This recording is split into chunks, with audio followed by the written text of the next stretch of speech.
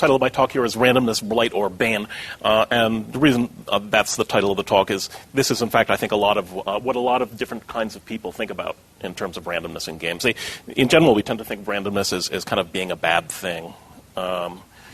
Your sense of fiero or accomplishment at winning a game really depends on the feeling that you have, in some sense, mastered it, or at least that you've outplayed your opponents, or in a solo play game that you've overcome the challenges it posed by dint of hard work and skill. If instead you feel that you won just because you got lucky, or worse, that some other bastard won, even though you're obviously the better player because he got lucky, then you basically come away from the game thinking it sucks.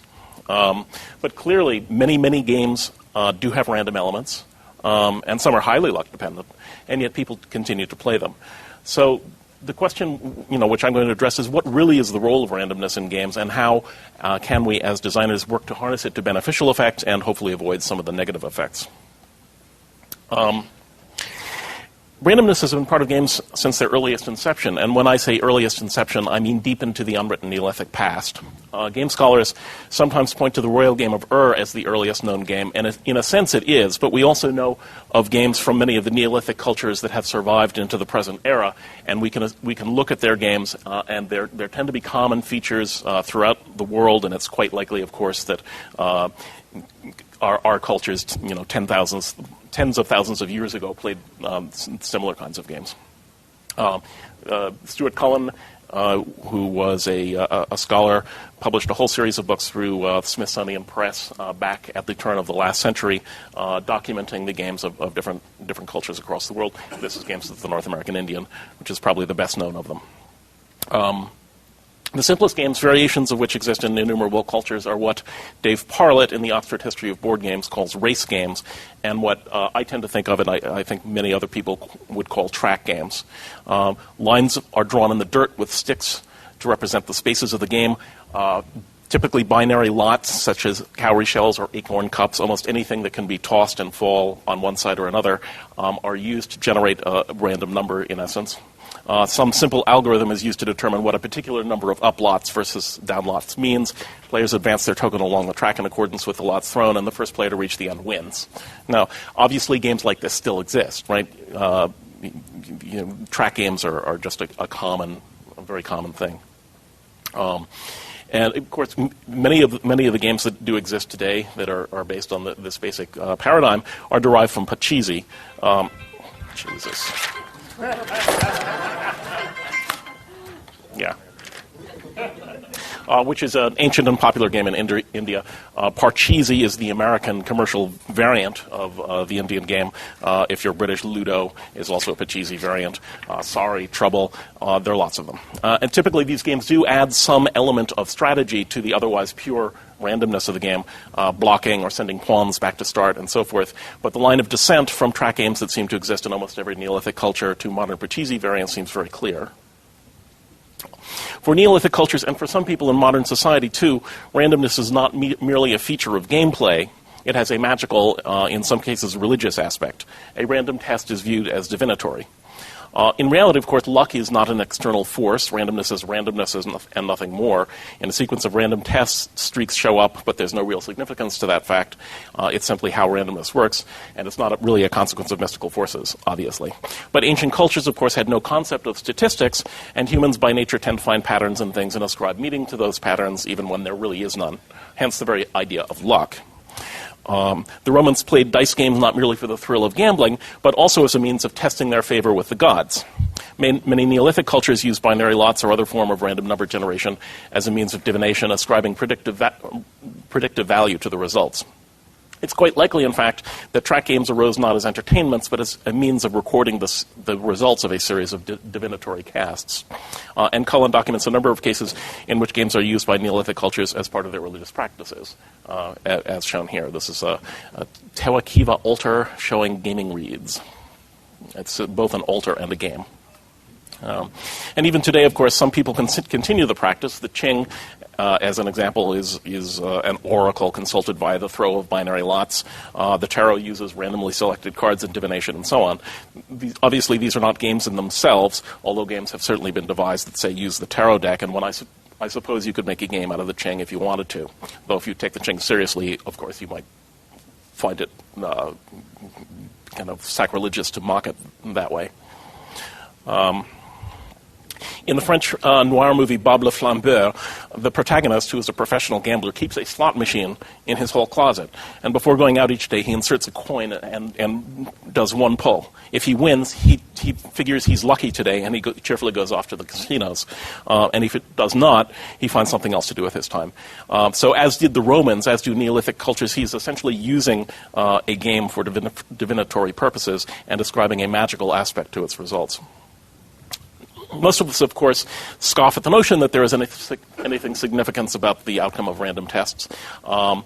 And that perhaps is the main reason why serious gamers tend to view games that are excessively luck-dependent as poor games by nature. Unlike primitives or the superstitious, we see no significance in the outcome of random processes, and therefore no sense of triumph at winning a luck-dependent game. We do not have the favor of the gods. The mystical forces of nature are not aligned in our favor. It is not an omen that our endeavors today will likewise be met with triumph. It was just a game over which we had no real control, and therefore not a very interesting one. The law, at least, divides games into two categories: games of skill and games of chance. Games of skill are always legal. Games of chance, if played for money, are generally illegal because gambling is viewed as an addictive and destructive vice. Although if that's true, it's hard to reconcile government suppression of gambling with the promotion of government lotteries.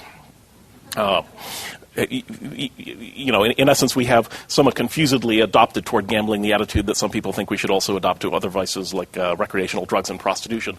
People are going to gamble whatever you do, so better that we permit gambling but tax and control it carefully to limit the damage it does and prevent organized crime from earning the proceeds. In this light, advertisements for the lottery are part of a somewhat confused government, part of which wants to limit gambling and part of it wants the revenue it generates. Just as government is confused about whether it wants to restrict or promote gambling, however, government is also confused about what gambling is. Games like roulette or craps, at least when played with honest wheels and people who don't try to manipulate the dice, are indeed pure games of chance. But the same is not true of all casino games. Blackjack has at least some element of skill, and some poker players will tell you that their game is absolutely a game of skill. Which is partly true, as I'll explore later. And some forms of gambling, such as betting on the horses, are almost entirely a matter of skill. Horse racing bookmakers use what's called a parimutuel system of betting. In a parimutuel system, the posted odds are dynamically adjusted as bets are made. By contrast, in a game like roulette, the house earns its money by having some numbers on the wheel, 0, and in some cases 0-0, that do not fall under the conventional bets of even, odd, red, black, and the payoff for betting on a single number, 36-1, is lower than the actual number of slots on the wheel, 37 or 38. Consequently, over repeated spins, the house is guaranteed to come out ahead. In a parimutuel system, however, the house simply ensures that regardless of how the horses come in, the total payout, based on posted odds and bets received, will always be smaller than the amount of money bet. As new bets come in, the posted odds are dynamically adjusted. Consequently, the house doesn't care if one bettor is a better player of the horses or another, or has some scheme that lets them consistently win. The house's rake is guaranteed. In fact, it's possible to make a living betting on the horses, and some people do. It's not easy. It requires a lot of work and considerable self-discipline. The way to do it is to study the horses, pore over statistics of their performance, learn which do well or poorly in different track conditions, and then pay careful attention to the posted odds.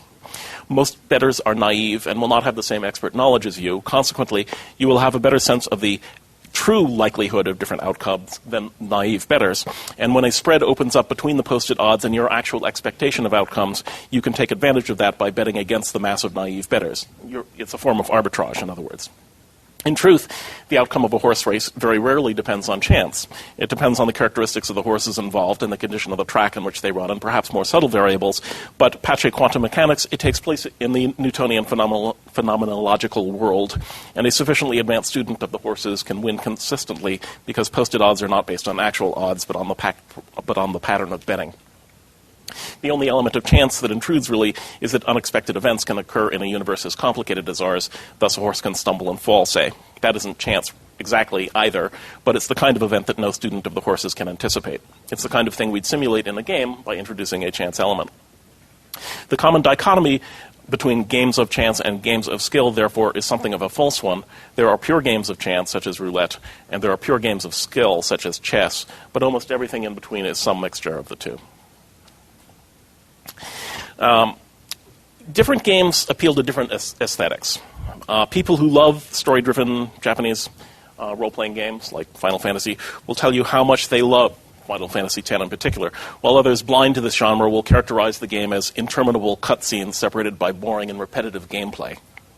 A more broad-minded gamer may say truth in both viewpoints. The Final Fantasy games do provide interesting characters, well-written stories, and gorgeously rendered cutscenes, and players do come to care about the characters surprisingly deeply.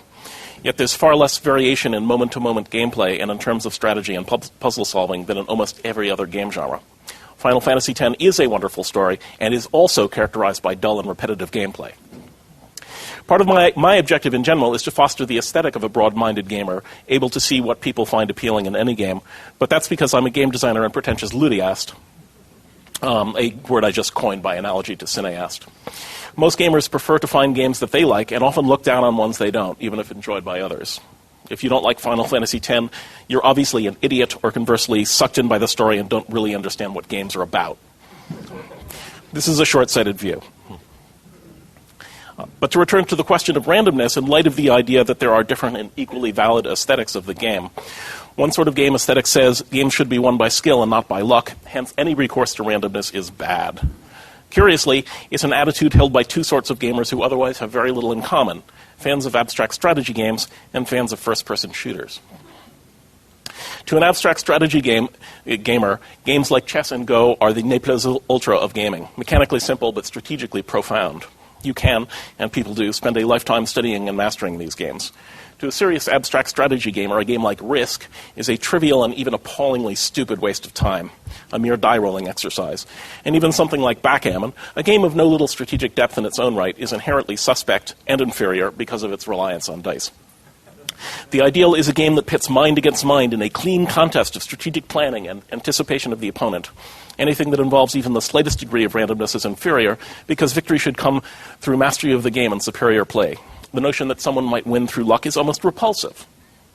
Never mind the fact that factors external to the game itself, such as one player's third margarita the night before, or another's existential despair over the affair her husband is having, might affect the quality of their play. Within the magic circle itself, everything should be pure.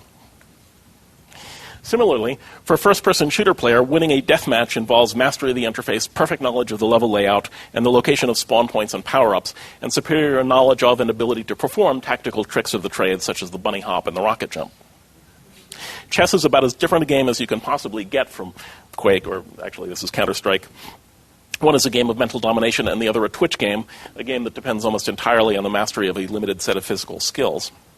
No chess player ever leapt from a board shouting, "Woot! Fear my elite skills!" And, owned is not likely to become synonymous with checkmate anytime soon.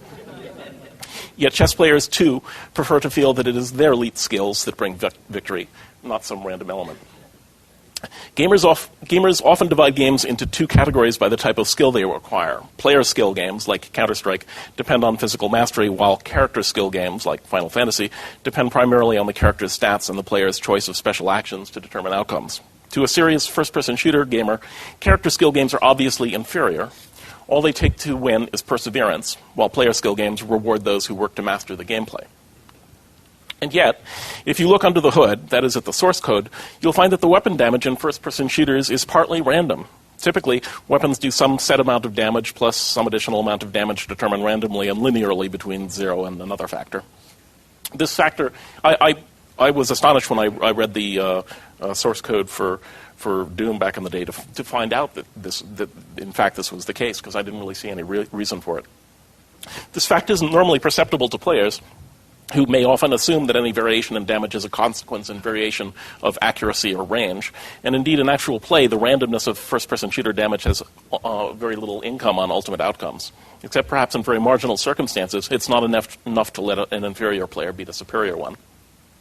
Nor is it really clear to me why Quake's developer felt it necessary to make variable damage part of the game. In the solo play game, most monsters will be reliably killed with a definable number of shots from a particular weapon, and the randomness isn't enough to cause any real surprises. And in deathmatch play, there's enough chaos in the system of fire play and people dodging about to prevent a non-random system from becoming dull.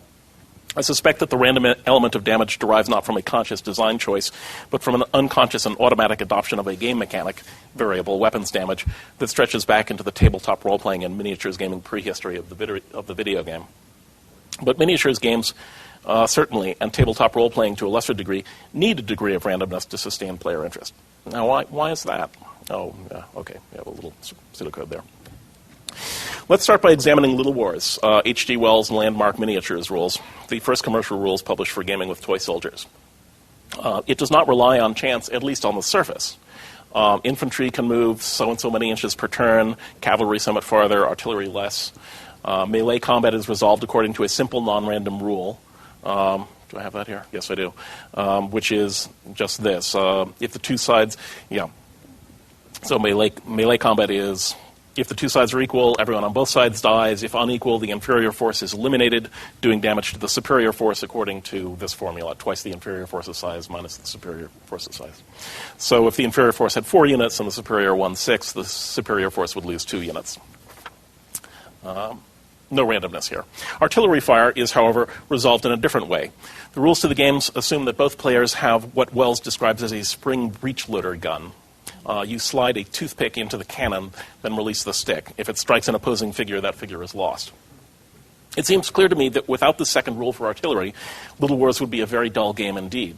If melee combat was all permitted, you could predict before play, using an Excel spreadsheet or even just gut instinct, who's going to win, the side with the greater strength. Only very poor play by the superior side or brilliant play by the inferior one could possibly prevent that outcome. Artillery changes the equation, though. It's still non-random in the sense that the effectiveness of artillery depends on your ability to aim it, your feel for the power of the cannon's spring, and, of course, your ability to maneuver your troops to leave clear lines of sight from your cannon to opposing units. But all of these are tricky things, not as cut and dried as the rules for melee. In the Newtonian universe, they are not random elements, but they provide in this context the sort of variability of outcome essential to any true war game. Why do I say that variability of outcome is essential in a war game? For a very simple reason. War games are supposed to be simulations. They are supposed to represent, with greater or lesser fidelity, a real or hypothetical military conflict. There has never yet been a general who can confidently predict the outcome of battle. Part of the reason for that, of course, is fog of war. At the inception of battle, both sides generally don't know how strong the opposing side is, something few games, incidentally, do a good job of simulating. But even if they knew what they were up against down to the last man and piece of equipment, they still could not be certain of that outcome. So much is dependent on the actions or failures of individual men on the field, so much on the vagaries of weather and lighting, so much on improvisational genius or confusion and sloth. As von Moltke said, no battle plan survives contact with the enemy. The phenomenological world may be Newtonian and hence in principle calculable, but thousands of men in desperate struggle is a messy, incalculable situation. For want of a nail, a kingdom was lost. An extreme statement of the situation, but illustrative. You can't know. All you can do is plan, take your best shot, and hope things work out. Alia jacta est, Caesar said as he crossed the Rubicon, leading his army to Rome in defiance of the orders of the Senate. The die is cast. Surely he thought he had the power to triumph, as he ultimately did, but he knew also that he was taking a huge risk. As in poker, military command is a matter of minimizing risks and making the best bets you can, but as in poker, you cannot be sure of the outcome. To properly simulate war, therefore, unpredictability is essential, and the easiest way to ensure unpredictability is to harness the power of randomness. Like Caesar, we cast the die, in our case to simulate the impact of all the multifarious factors that no commander can control. In other words, a war game that contains no random elements is by nature a poorer simulation of one that incorporates randomness. Accuracy, or at least verisimilitude, the feeling of accuracy, is essential to the aesthetic of the war game. When playing a simulation of the Second World War, we want it to feel like that war, to feel as the commanders of one side or another. We're making decisions about what to do that were within the realm of possibility for opposing sides. If things happen that strike us as ludicrously invisible, like, say, Sweden conquering Russia in 1943, I don't actually want to pick on making history too much because it's actually kind of a good game, but you can do ridiculous things in it. And then it's clear that the game is flawed. To a wargamer, at this point, it doesn't matter whether the game system is strategically deep or provides an interesting narrative or satisfies any of the other aesthetic criteria that some bring to games. It's a bad game because it's a bad simulation. And for a wargamer, value as a simulation is a major part of his aesthetic. The notion that randomness is bad is an aesthetic one and appropriate to games characterized by a Spartan commitment to pure strategy, but that is only one valid aesthetic lens. A wargamer might, in fact, consider a game like chess too dry, too moldy in antiquity, and ultimately uninteresting because of its lack of color, aesthetically unsatisfying because of its severe divorce from anything real. It simulates not, neither does it spin the dice.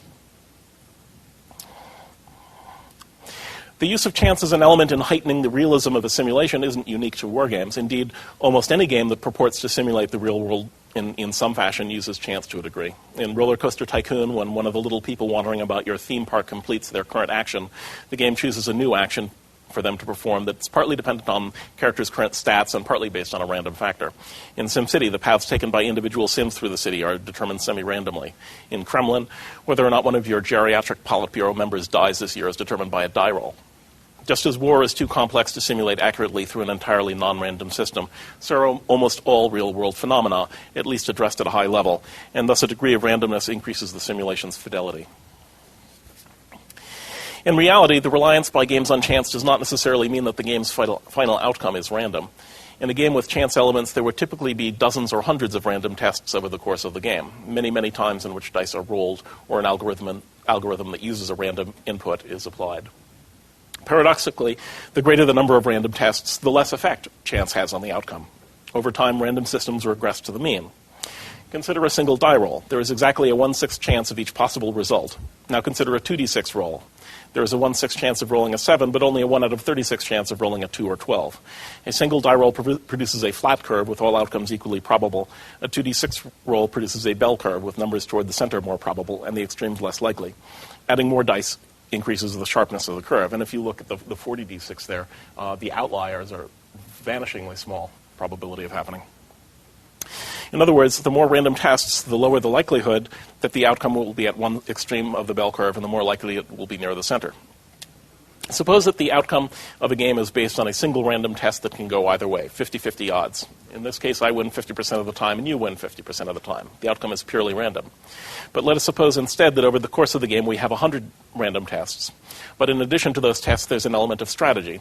And in a war game, that element might be choosing when and where and how to maneuver, taking advantage of terrain, deciding where to follow up successes and where to retreat, and so on. Over the course of the game, the likelihood is that I will win roughly half of those random tests, and you will win roughly half. It's possible, though highly unlikely, for me to win every one, and therefore the game purely by luck, but it's far likelier that the random tests will give no player any strong advantage, and that instead strategy will dominate. The victory will, as in a purely non-random game, go to the superior player. Or to put it another way, if a game contains even a small element of strategy, then as the number of random tests approaches infinity, the outcome of the game is more and more likely to be dictated by strategy rather than by chance. The point at which strategy begins to dominate over randomness depends on how much effect strategy has. In a game where random elements are small and strategically vital, strategy dominates with even a handful of random tests, while if strategy is a relatively modest dictator of outcomes, then many random tests are required before strategy dominates. But the net effect is clear. In a game that relies on chance to some degree, has many random tests, and also has highly strategic elements, typical of all sorts of simulations, the outcome will only in very rare cases be dictated by chance. Mind you, that analysis presumes that each random test has roughly the same impact on the game as every other. There are cases where this is very much untrue. As an example, in Jim Dunnigan's Empires of the Middle Ages, the player's success is critically affected by the military, administrative, and diplomatic capabilities of their monarch, each of which is a number from 1 to 9. And when your monarch dies, which happens only a handful of times during the game, the new monarch's stats are randomly generated. Being lucky in monarch generation is so important that it overwhelms almost every other factor of the game. Strategy still plays an important role, but if one player has a 999 monarch for most of the game, he's very likely to win, almost no matter what the other players do. Dunnigan would doubtless argue that in this regard, Empires is an accurate simulation of conditions in the medieval era, that the characteristics of monarchs were critical to their nation's success or lack thereof, and indeed the color and historicity of the game are sufficient to make it enjoyable despite its largely random path. But considered as a game qua game as opposed to a simulation, this is undeniably a design flaw. If you have bad luck, it's frustrating to play, and if you have good luck, it's hard to feel a sense of accomplishment at winning. Empires is, however, an outlier in this regard. Most war games are consciously designed to take advantage of regression to the mean in order to preserve the simulation of value of randomness in a military conflict, in a military context, while also ensuring that the game remains strategically interesting to the players. The point remains, the criticism by strategy purists of games that involve some degree of chance is not wholly valid, not only because random tests can improve other aspects of the game, such as fidelity of simulation, but also because if chance is used sufficiently frequently and with sufficient care, strategic elements will still dominate the outcome. Thus, strategy and not luck will remain the most important factor. Poker is a perfect illustration of this point. On the surface, poker appears to be an entirely random game. Cards are allocated randomly, and the best hand wins. Hard to get more random than that. Of course, we've described only two of the game's mechanics, card distribution and hand comparison. What transforms poker from a random game to one that is highly dependent on player skill is, for the most part, one thing: betting strategy. Versions of poker vary, but in all cases there are multiple rounds of betting before hands are revealed. Each round, some information is revealed to the players. In draw poker, after one round of betting, players may discard some cards and request more, and the number of cards discarded by your opponent gives you a bit of a clue to what they hold. In stud, cards are dealt out to players each round of betting, with some displayed face-up. In Texas Hold'em, community cards that are shared by the players are revealed over several betting rounds. Thus, in all cases, players gain information during the hand that, while imperfect, gives them some sense of the odds. They know what they have some clues as to what the other players may have, and they can drop out after any round of betting. And of course, there's also the information provided by facial expressions and body language. The trick then is to minimize your losses when the cards are against you, while maximizing the pot when you have the cards. One typical strategy is fold early and bet aggressively. Don't hold on to weak cards, and if you have a strong hand relative to what you see on the table, work to maximize your potential win. Let us imagine a game between several average players and one superior player, a player who knows the odds backwards and forwards and reads other players well. If only one hand is played, the outcome of that hand in terms of who wins is wholly random. The flow of money in that hand is not. In all likelihood, the superior player will fold early on a weak hand and ramp up the betting to win substantially on a strong one. That's only in all likelihood, of course. The superior player could have a flush, an excellent hand in most versions of poker, bet aggressively and still be beaten out by an inferior player who just this hand had the luck to get a full house. In a single hand, the superior player has an advantage, but the advantage is modest. Poker is almost never played for a single hand, of course. It's typically played for many hands in succession. The superior player's edge in a single hand is modest, but over time that modest edge means that all things being equal, the pile of chips in front of him will grow, while the piles in front of the other players will shrink. Random tests regress to the mean. The superior player can be beaten by luck over a small number of plays, but over a lifetime of play he will dominate. As with the horses, there are people who make their living playing poker, and as with the horses, doing so requires work and commitment, and either the ability to calculate odds quickly on the fly, or a strong gut feel for odds learned by long-time play. In this regard, poker players and racetrack bettors rely on something very similar. For the horses, the arbitrage opportunities opened up by naive bettors in a parimutuel system. For poker, the opportunities created by the inferior strategies of more naive players. So, is poker a game of skill or chance? If roulette is the answer, it is unquestionably a game of skill. Yet even in, say, a typical Texas Hold'em tournament with a single buy-in and a relatively limited number of hands, a perfect player can still be defeated by the luck of the draw. Poker is a mix, but over the long term, strategy beats luck. And please note, the strategy of poker is based on its randomness. Without random card allocation, it would be an entirely different and inferior game. The strategy of poker lies in understanding the statistical nature of the game and managing statistical outcomes. That's true to a lesser degree of many other games that rely on random factors. In a board war game, for example, you always know the probabilities of different outcomes before you commit to an attack. But poker is almost unique in its pure reliance on probability as the creator of real strategic depth. Poker in particular belies the abstract strategy gamer's idea that randomness is in opposition to strategy. In poker, strategy is the epiphenomenon of randomness. Okay. Chess and Go, the abstract strategy games par excellence, are almost perfectly symmetrical. Both players have equal forces with equal positions and equal capabilities. The only element of asymmetry is their turn-based nature, which gives one player a turn order advantage. In both these games, the first player has a slight advantage. But in some other games, the last player or some other player in the order may have some advantage. Symmetry, at least in terms of starting positions, is common though not universal in virtually all games that involve two or more players. In a multiplayer game, players prefer to believe that they begin on a level playing field, and the easiest way to ensure that they do is to start them off equally. Symmetry is, however, a real danger in any game design. Symmetry can lead to a host of ills. Symmetry works in Chess and Go because these are games of enormous strategic depth, and symmetry is quickly broken by moves or the placements of the players. Contrast this with John Nash's Hex or Alex Randolph's Twixt, which, despite minor variations in tessellation and play, are extremely similar games. The object of both games is to build a connected line from your side of the board to your opponent's, with the opponent trying to do the reverse, with neither player able to play through the other player's line. At first, this may appear interesting, but in actuality, the game has an optimum strategy, a fact mathematically proven for up to 9x9 hex grids. Given optimum play, the first mover wins. The problem with Hex is that it has nothing like the strategic depth of chess or Go. Symmetry never gets broken. Games in which all players pursue the same strategy results in a win by the player who makes the fewest mistakes, or if none, by the player who has the player order advantage. That's dull. To make a symmetrical game interesting, you need to break the symmetry as quickly as possible. You need to put the players into somewhat different positions so that they have different concerns to think about and different strategies to adopt. Chess begins symmetrical, but with a single exchange of moves, it begins to open up. Your first pawn move opens a line of potential attack for a bishop, while my first move signals a potential castling. Immediately, it's a different game. Chess can pull this off because of its strategic complexity, but then chess has been refined over centuries, pondered by millions of minds. Good luck to you in devising a game of equivalent depth. How else can you break symmetry? One way to do that is by providing slight asymmetry in starting positions. Puerto Rico does this by having different players start with different plantations, and by forcing players to adopt different actions each turn. But one easy way to break symmetry is to provide a degree of randomness, and in fact almost every Eurogame does that. This seems paradoxical on the face of it. The Eurogame aesthetic prizes strategy and disparages luck, and yet at the core, many games in the genre depend on some degree of randomness. In Settlers of Catan, for example, new players are advised to set up the board per a diagram in the rules that provides a balanced, symmetrical arrangement of terrain so that no player has an initial advantage. But more advanced players are encouraged to lay out the board in a random fashion. Discs with different numbers are distributed semi-randomly across the board's hexagonal tessellation, and dice are rolled each turn and compared to these numbers to see which areas produce resources. Did I head there? Okay. The players begin with symmetrical resources, but the asymmetry of the board, coupled with the random nature of resource production, quickly produces asymmetries as players settle different areas of the board.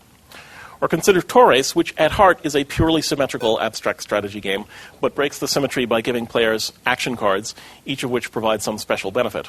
Different players hold different action cards, and the opportunities those cards offer thereby provide them with an incentive to adopt slightly different tactics during play, opening up what would otherwise be a pretty dull game. Similarly, in Ticket to Ride, players begin with a number of route cards, and the victory points they earn mainly, though not exclusively, come from completing routes. For example, building a track from New York to Los Angeles. Played without the route cards, Ticket to Ride would be a dull exercise in trying to complete the longest rail lines first. With the route cards, each player is striving for different objectives in an asymmetrical landscape, and therefore the game has far more strategic depth. The danger with the use of randomness as a provider of asymmetry is that the game becomes too chance-dependent, which in a game like the Euro style is a flaw, since the aesthetic of the genre prizes strategy and planning. There are, however, three ways to harness the virtues of randomness without falling into the trap of allowing randomness to determine the winner. Regression to the mean, as we've discussed, ensuring that random elements are balanced, and ensuring that random elements face all players with the same opportunities. Let's start with balance, a term I use advisedly. It's awkward because balance can mean many different things in a game context, depending on exactly what you're talking about. In this context, what I mean is that if randomness is used to open up different possibilities to different players, thereby fostering different approaches to the game, but if all opportunities opened up are of roughly equal, equivalent game value, then the random element does not unbalance the game, that is, make it luck dependent. As an example, the action cards in Torres allow players to do different things, but at least a priori, none of the actions they permit is obviously better or worse than the others. In addition, to draw a new action card, a player must forego taking some other action in the game, so the question of whether or not to draw a card becomes a strategic concern. Chance is not entirely eliminated through the scheme, however. In a particular strategic situation, drawing a new action card might provide you with an ability that is exactly what you need at that moment, or something that is of no immediate benefit. And so luck does continue to play a role. The route cards of Ticket to Ride and how they have evolved over the course of that game's expansion are particularly interesting here. In the original game, set in North America, your original route card draw has a huge impact on your likelihood of winning or losing. If you have cards that involve nice, high-value, long-haul routes that overlap to a high degree so that you can complete them with relatively few railcar placements, you're likely to win. Conversely, if you are stuck with short-haul routes in the central U.S. that do not lay the groundwork for later long-haul successes, you are most likely screwed. Alan Moon, the game's designer, seems to have recognized the problem here. Subsequent versions of the game, such as the European board and the mega game that replaces the original North American cards, are designed to ameliorate the problem. On the European board, all players are guaranteed one long-haul route with their initial route cards, and the mega game provides players with a choice of more cards initially, making it less likely that you will be stuck with duds. Both games are far more balanced in the sense that initial card distribution is less likely to dictate the outcome. The concept of balance in this context assumes that the game's random elements apply to individual players, but it is also possible to have random elements that offer the same opportunities to all players. Think of these elements as akin to the weather. You and I are equally subject to the rain. Consider Reiner Knizi's Medici. In this game, competing medieval merchants bid on lots of luxury trade goods. At the beginning of each round, counters representing the trade goods are placed in a cloth bag, and on his turn, a player draws between 1 and 3 goods to the bag, and these become the lot on which players bid. Clearly, there's a random element here because goods are drawn blindly from the bag, that is, randomly. Yet all players are bidding on the same lot of goods. The distribution of goods does not in itself offer any immediate advantage or disadvantage to any player. Though this is random, the randomness does not itself have an immediate impact on the game's outcome. In Medici, you earn points both for the raw value of goods that you ship, but also for shipping more goods of a particular type, say spices, than other players. This is, in fact, how Knizia breaks the symmetry of an otherwise perfectly symmetrical game. Different goods suddenly become more valuable to you than they are to other people because you have previously purchased or shipped goods of that type. But this in itself is not chance-dependent. It depends purely on your decisions, that is, what lots you bid on. Randomness isn't being used here as the key way to break symmetry. Knizia does that with his scoring system. Instead, randomness is being used to ensure that players cannot predict what goods will be auctioned next, and to ensure that each auction will be somewhat different from the previous one, thus preventing the game from becoming static and predictable. In summary, adding a random element to any game creates a risk that the outcome will depend on luck rather than strategy, but it also helps to break open a symmetrical game, which is essential to prevent it from degenerating into strategic gridlock. And, of course, there are strategies that designers can adopt to minimize the likelihood that randomness alone dictates outcomes. Another way that randomness can be used is to level the playing field. This is a very, very common technique in children's games. Please note that we're talking about yet another game aesthetic here. For most styles of games and for most gamers, the idea that everyone should have an equal chance of winning regardless of skill, which is true. Shoots and ladders is purely random. Outcomes are pure. There's no strategy whatsoever, and that means your 6-year-old will win as often as you.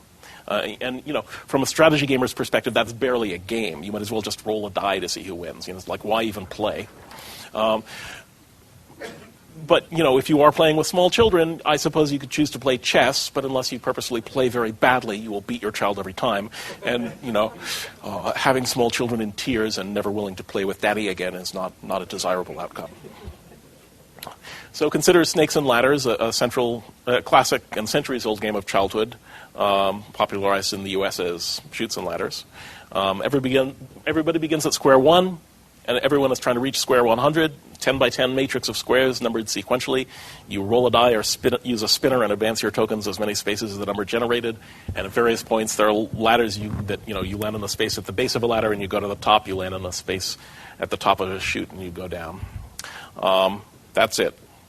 First one to square 100 wins. A moment's thought will show that there's no strategy to the game. It's purely chance dependent. But small children don't really perceive that. Right? They may well feel a feeling of fiero when landing on a ladder and a momentary annoyance when landing on a chute, and will be gleeful if and when they beat their dad. From the perspective of an abstract strategy gamer, Snakes and Ladders is nugatory, a degenerate game not worth the time to play, but it is actually perfectly suited to its niche in the ecosystem of games. Playing Snakes and Ladders, a child learns how to take turns, how to make moves, experience some of the emotions the game evokes, gains practice with counting, and also learns to internalize the magic circle, the idea that what happens in the game stays in the game. Examine almost any halfway decent game designed for small children, in fact, and you'll find that the same factors are at work. Candyland, 3D Labyrinth, and the innumerable forgettable licensed track games that appear each year are all, in the final analysis, dependent wholly on luck. And even games aimed at slightly older children are generally mostly a function of luck, although they start to add strategic options. Go Fish, Sorry, Uno, Parcheesi, and Ludo all have minor strategic elements, but luck is still the main determinant. Even in sophisticated games, the use of randomness as a leveling factor has a role to play. Poker is a good example here. Every poker player knows that better players win more over time, but also know that this hand, you have some shot at winning, even if you're not one of the elite. The game's randomness doesn't level the playing field entirely as it does in Snakes and Ladders, but it does give you a reason to play and a hope of winning, even if you are not a studious master of the game. The leveling nature of randomness for poker serves a highly important function, and one that sophisticated players of the game prize rather than despise. It keeps the suckers playing. B-17 Queen of the Skies, a long out-of-print game from Avalon Hill, simulates the military career of the crew of a single B-17 bomber engaged in repeated raids over Germany during World War II. As a game, it is little more than a series of tables on which the player, it's a single-player game, rolls dice.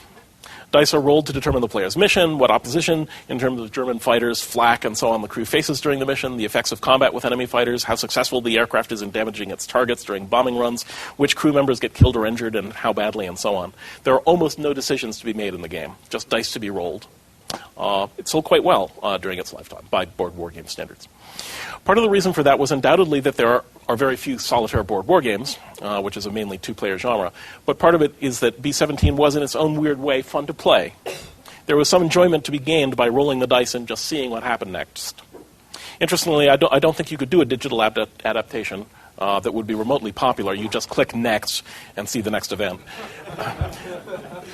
The process of operating the game system, of physically rolling the dice and looking things up on tables, felt something like gameplay, even though it really wasn't. The mechanization of resolution that digital games provide would make the underlying dullness of the game obvious. B-17 is an example of a randomly generated algorithmic content. What made it mildly interesting was that interesting stuff happened in the game, even though your ability to respond or manage the stuff was, well, non-existent. I'm not holding it out as an example of good game design. I'm not, but it's a good demonstration of another utility of randomness, providing variety of encounter, a mechanism for just letting interesting stuff happen. As an example of digital games with something in the same dynamic, consider roguelikes.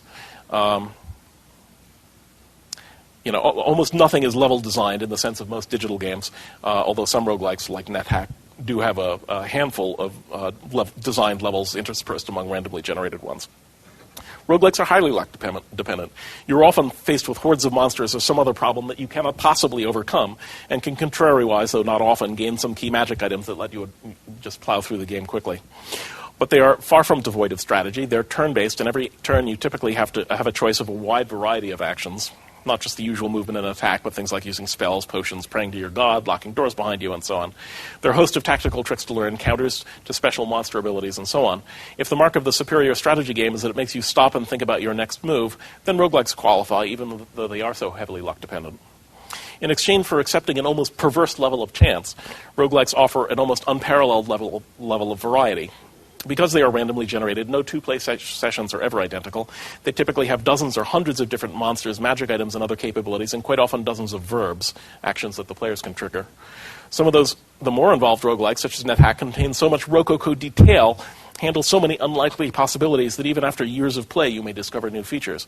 As an example, in NetHack, if you toss a ring down a sink, the sound that the ring makes as it goes down the sink may give you a clue as to what kind of ring that is.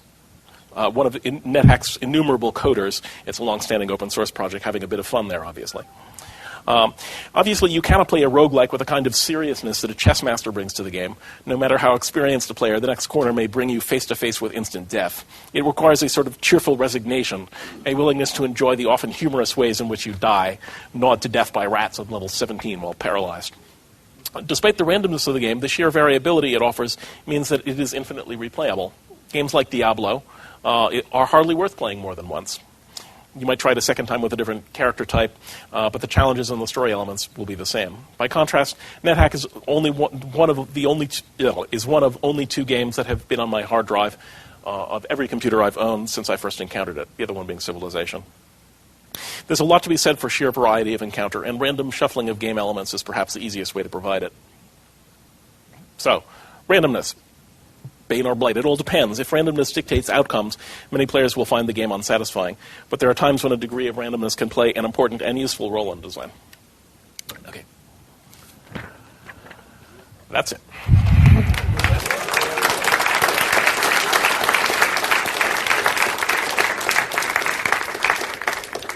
And no one has any questions, right?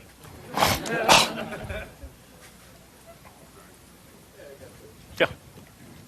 A lot of what you talked about was, randomness of outcomes, Right. Die rolls, or randomness of at the beginning of the process, such as the cards you're dealt. Specifically dealing with the game genre, how do you view the use of randomness in character AI, behavior, in order to kind of spread out what you are expecting out of what you're facing, whether it be across the table in a poker game or down the barrel? Yeah, I mean, the thing you generally don't want. There are some cases in which you do. You generally want to avoid AI that's like too predictable, right? Not always. I mean, the predictability of Space Invaders is part of what makes it appealing in a way. But generally, you want the AI to be capable of surprising the player. And there are two ways of doing that, right? There's the hard way, which is actually to try to come up with really complicated algorithms. And then the easy way is just to throw in some randomness, right? And yet that randomness needs to be believable. It has to be randomness within a range of, plausible outcomes, certainly. Yeah. But, yeah. Which genres these days are maybe not taking as much advantage of randomness as they might otherwise? That I don't know. Yeah. Yeah. Yeah. Yeah. You're talking made me think about the expression that a good game is a series of interesting choices. Right. And so, like Shoots and Ladders or the bomber game, have no choices for this activity. Right. Versus, if the randomness is too predominant, then the choices aren't interesting, so it doesn't really matter what you choose. Yeah, I think that's a quote from Sid Meier, I believe. Yeah. And again, that's like one aesthetic lens, and it's a very valuable idea and it's worth looking at a lot of games through that lens. But as an example, if I'm playing a game set if I'm playing Germany in a game set in the European theater of operations in World War II, if the simulation is at all realistic, I really only have one big important decision to make, and that's whether I concentrate on invading Britain or conquering Russia. And a lot of those kinds of games are it's the tactical busy work of doing your attacks and managing the response of the other player that's interesting. It's not really, the number of kind of interesting choices you make is small, but people who like that style of game still like it because they're getting the sense of participating in history. So, yeah. Making a small number of interesting decisions in a game, that's one way to go about doing a game, and that's very much also kind of the Eurogame approach to design as well. If Sid Meier didn't say it, Rainer Knizia could have said it, But there are other ways of skinning the cat, I think. So. And the randomness can serve the function if used correctly, making choices more interesting, potentially. Yeah. Yeah. Yeah, I mean, a lot of it is trying to figure out what effect you want. What's your aesthetic? What are you trying to make people feel or understand about the game? And then, in some cases, if you're trying to do an abstract strategy game, you don't want randomness. Those guys hate that shit.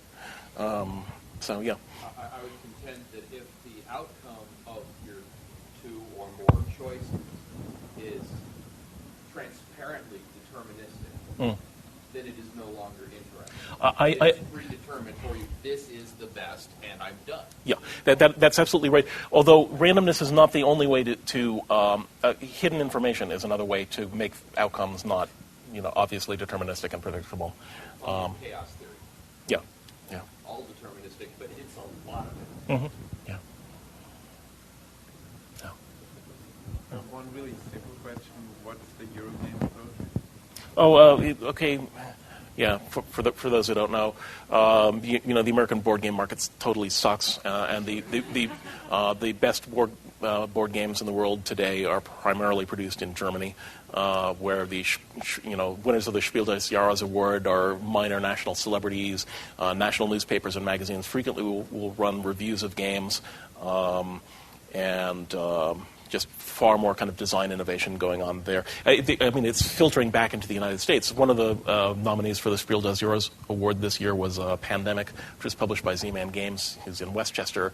It's like the first time an American designer has been nominated for this award since Alan Moon and back whenever the hell that was, Sid Saxon before him. Yeah, so if you are interested in contemporary board game design, go buy some Euro games. Yeah. Like what? Like Machiavelli, huh? Yeah, like Machiavelli. I have a board game coming out later this year from Z-Man called Megacorps, which is it was kind of interesting because I thought I was designing a Euro game, and he said, "We like this game a lot. It really reminds us of old Avalon Hill games." And it's like, it's like okay, but yeah. Did you at one point have, before, like, say, using this speech and the research you had to do leading up to it as a time reference, before you did this, for example, did you have an opinion about whether it was good or evil? Did you have some kind of preference? I probably not. I mean, because I started as a board war gamer, and those games are highly dependent on chance, and that never bothered me. Although playing something like B-17 Queen of the Skies makes you realize that it's like there's a way, you can certainly go too far in that direction. Yeah, it's more that I've kind of consciously tried to, like Final Fantasy X. I hate that game, right? But my daughter loves it. She absolutely loves it. And I'm really just kind of interested in trying to figure out why people like stuff. You can't entirely pull your own opinions out of that equation. But it's, if as a game designer, you want to know what people like, and it's worth trying to figure out why people like things that you hate. Right. Yeah. So. Have you put any thought into there being a line that you won't cross when it comes to using randomness? Now, the classic example that's given is slot machines. Right. Where there's a certain percentage of the population that has poor ability to predict outcomes. Right. Right. And by creating these as designers, we know that there's going to be a percentage who will not necessarily behave in a rational manner. That's true. Since we are not pulling money out of people's wallets in that way anyway, we're just selling them in the game, trying to use that as a design element might be interesting. It's like if there are people who think in a magical fashion, if they believe in luck, they see streaks, and either giving other players an advantage for exploiting these people, or perhaps even giving people who do think in that fashion an advantage. That would be really interesting. I don't know if you were asking about the ethics. I mean, basically, years and years ago, at least 10 years ago, Game Developer Magazine ran an article written by a fellow who designed slot machines, and he's talking about how when the tumbler hesitates a bit, then people feel like, oh, I almost won, and that motivates them to keep playing. And I remember reading this article and thinking, it's absolutely true. Even as innocent a talent as game design can be used for good or for evil. Yeah. So. At that point, you could make a larger, ask a larger question: is it ethical for us to even make games? Period, because there are some people who get addicted to them. So we should just shut down. Because there's a small segment. Listen. When I was 16, I always had my nose in a book, and no one ever said to me, "You kiddo, you're addicted to books." Addiction is a medical condition that is derived from substances that have a physical effect on the body, and the idea that anyway, that's another rant. That's a whole other hour right there. Yeah, right. Yes. You're talking about Diablo not really being like being compared to like NetHack and other roguelikes, being like kind of much less of one of those because you felt like didn't have that much replayability. Yeah. Is there something that does have that kind of replayability that I can play now? Well, you can play NetHack. Yeah. Well, I do, but I mean, Yeah. Spelunky. Yeah, I do like Spelunky a lot. Yeah. I don't know of anyone who's tried to take that aesthetic and do it with like modern 3D, accelerated graphic card required type game, which might be kind of interesting. How is Borderlands? Aren't they like it's totally randomized everything? Okay, all right, It's there you all go. closer to Diablo, though. Yeah, but you've got guns that are basically flashlights, and you could end up with anything. Okay. Just keep playing that hack. Yeah, well. Yeah. So in multiplayer games, the social factor is really, really important, especially board games. Yep. And it seems like almost in like a talk, there's a pseudo-random factor in the sense that, it's like over a bunch of we've seen before.